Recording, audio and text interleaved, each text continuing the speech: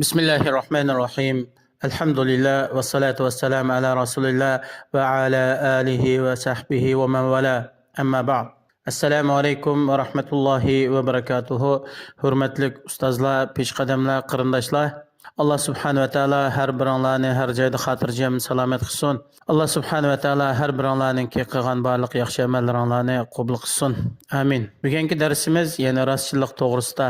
Shu darsninki davomi. Haqiqatan rostchilikning oz bo'lishi va yolg'onchilikning ko'p bo'lishi bu bir ofat. Mayli har qanday oilada bo'lsin, jamiyatda bo'lsin, davlatda bo'lsin, rostchilik oz bo'ladi ekan, yolg'onchilik ko'p bo'ladi ekan, bu bir ofat bo'ladi. Har qanday bir jamiyatda rostchilik ozlab ketadigan, samimiy kishilar oz, yolg'onchi kazzoblar ko'payib ketgan vaqtida jamiyatningki salomatligi tavrinib qoladi, buziladi. Jamiyatdagi muqimlikning asosi vayron bo'ladi. Jamiyat a'zolari orasidagi tinchlik, xotirjamlikning o'rniga oromsizlik, rohatsizlik almashidi.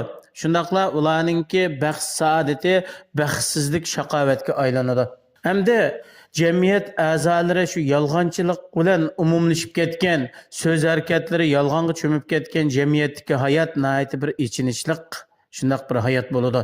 Musulmonlar jamiyatininki ilgir bo'lishi, taraqqiy qilishi, gullanishi va jamiyat a'zolarininki tinch, xotirjam bo'lishi, shuning hammasi jamiyatdagi a'zolarning orasidagi rostchilikning keng tarqalishi va samimiy, sodiq bo'lishga munosabatlikdir.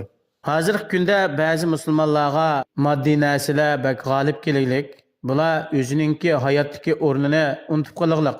Moddiy narsalarga berilib ketganlikdan va o'zining nima uchun yaratilganligidan iborat bo'lgan ilohiy hikmatdan yiroqlashib ketaylik. Ular faqat insoniyat uch ko'radigan nachar axloq bilan axloqlanadigan, razil tabiatlarga ergashadigan va nayt yolg'on va bir xiyoliy orzularni orzu qiladigan shundoq bir holatga kelib qolganlik ba'zi musulmonlar hozirgi jamiyatda. Qur'oni Karim o'zininki xurofotga to'shgan aql farosatlari va gumonlariga qarata ish ilib borgan va o'zininki hozir va kelgusini yolg'on bilan buzib o'tgan bir turli kishilarni inkor qilib, ularga raddiya berib shundoq deydi: A'udhu billahi minash shaytonir rojim. Va ma lahum bihi min ilm in yattabi'una illa adh-dhanna va inna adh-dhanna la yughni minal haqqi shay'a. Oyatning tarjimasi: ular bilan hech qanday bir ilm yo'q. Ilm, ma'rifatdan hech qanday bir narsani bilmaydi ular. Faqat o'zlarininki gumon, xurofot, nafsiy xohishlarga ergashidi. Bu gumon, bu xurofotlar degan insonni haqiqatdan hech qanday bir narsadan behojat qilolmaydi. Rostchil odamning yoki samimiyatning guvohligi nima desa, yaxshilik. Uning hukmi odillik. O samimiyat, rostchilik bilan bo'lgan muomala insonga manfaat yetkazadi. Har qanday bir odam o'zininki qilgan amallarida riyodan yiroq bo'ladi ekan, boshqalarga ko'z-ko'z qilish, anglatishdan yiroq bo'ladi ekan, u odam samimiy, sodiq bo'lgan bo'ladi. Ya'ni u odamninki o'qigan namozi, bergan zakotlari, tutgan ro'zasi, qilgan hajlari, o'rgangan ilmi va hech qanday sheriki bo'lmagan yolg'iz Alloh uchun qilgan da'vatlarining hammasi foydali, samimiy bo'ladi. Bu odam o'zining shu qilgan ishlarida, o'zining boshqalarga qilgan yaxshiligida boshqalarni aldash va saxtpazlik qilmaydi va kishilardan qilgan ishiga mukofot yoki rahmat, tashakkur talab qilmaydi. Bu odamninki samimiyati, o'zininki so'zlari, ish harakatlaridagi samimiyati bu odamning bergan xabarlari va sirtqi ko'rinishiga muvofiq keladi. Bu odamning qilgan ishi so'ziga muvofiq keladi. Mana bu samimiyat hisoblanadi. Alloh subhanahu va taolo jamiyatdagi kishilarning hammasini, mayli ularningki bilim saviyasi, fan, madaniyat, ilm, ma'rifat saviyasi qanday bo'lishidan qat'iy nazar, bularning hammasini rostchil bo'lishga buyurgan, samimiy bo'lishga buyurgan. Hamda bu jamiyatdagi olimlar, bilim egalari, bular Allohning dinini yetkazishda payg'ambarning varislari.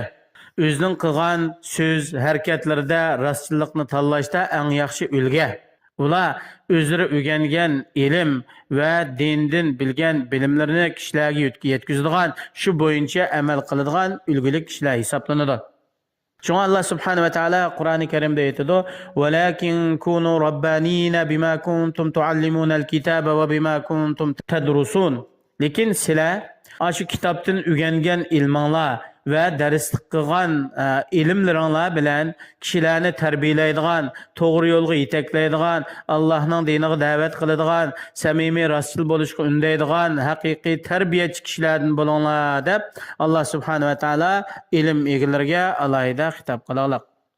Hamda tijoratchilarga kelsak, o'zining tijoratning barakatli bo'lishi va ko'p foyda olishni umid qilgan tijoratchi qanday qilish kerak desa, doim rostgap qilishga rasman bo'lish kerak. Rostgap qilishi zarur bo'ladi. O'ziningki mal tovarlarini yolg'on qasam va saxtipaz gap so'zlar bilan rivojlantirmaslik kerak. Agar unda qilib qolsa, bu yolg'onchilik, saxtipazlik bu kasbini vayron qiladi, uningdan oladigan foydaninki barakatini yo'q qiladi. Shunga payg'ambarimiz sallallohu alayhi vasallam o'zining muborak hadislarida aytadi: "Inna tujjara yub'athuna yawmal qiyamati fujjara illa man ittaqa va barra va sadaqa." Ravohi Ibn Majah.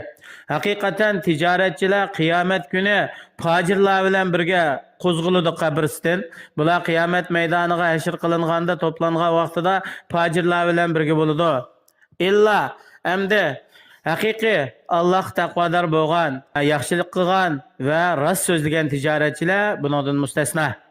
Chunki fisq fujur, fojirlik degan nimadan paydo bo'ladi desa, ulardan yolg'onchilik takrar bo'lavergandikin, yolg'on gapni ko'p qilavergandikin bu odam fojir, fosiq bo'lib ketadi. Payg'ambarimiz sallallohu alayhi vasallam yana bir hadisida aytadi: "Va innal kadhiba yahdi ilal fujur va innal fujura yahdi ilan nar." Muttafaqun alayh. Haqiqatan yolg'onchilik fisq fujurning tarafiga boshlaydi. Fisq fujur bo'lsa insonni do'zaxga ilib boradi. Shunga yolg'ondan har qanday vaqtda yolg'ondan saqlanish kerak.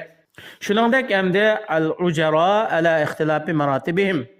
Ishchi xizmatchilar, kadrlar, mayli bular qaysi o'rinda xizmat qilayotgan bo'lsin, bularningki amal mansablari qaysi darajada bo'lsin, shu har sohadagi turli o'rinlarda xizmat qilayotgan, turli amal mansablarni tutayotgan kishilarning hammasi bular shu rostchil bo'lishi va har qanday ishda samimiyatni, rostchillikni tanlashi bularga intayin zarur bo'ladi.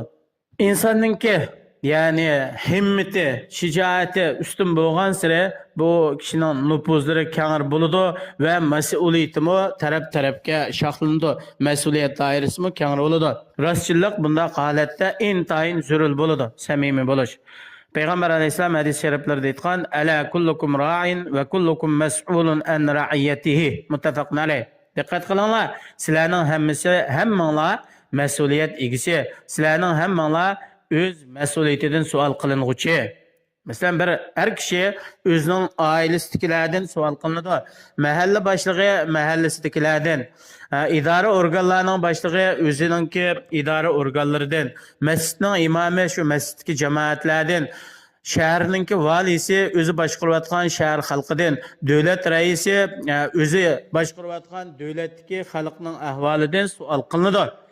Shunga o'zining xalqini oldigan va o'zining xalqini ezgan va xalq saxtipazlik qilgan mas'ullarningki qiyomat kuni Allohning oldida beradigan mas'uliyati intayin ig'ir bo'ladi.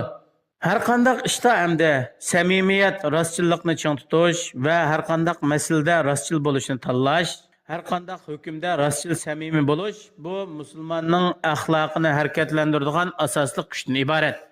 Iymonning asosi rostchillik. Munofiqlikning asosi nima desa, yolg'onchilik, kazzoblik.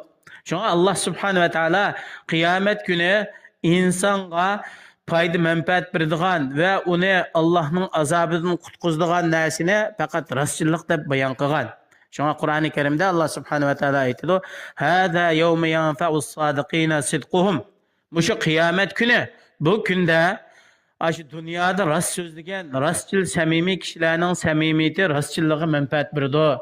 Umuman musulmon har bir inson umumiy jihatdan bo'libmi, musulmonlar so'zda rostchil bo'lish kerak. O'zining niyat, maqsad, irodalarida rostchil bo'lish kerak. Qilgan ish amallarida rostchil bo'lish kerak va Alloh bilan va boshqalar bilan qilgan muomalarida rostchil, samimiy bo'lish kerak.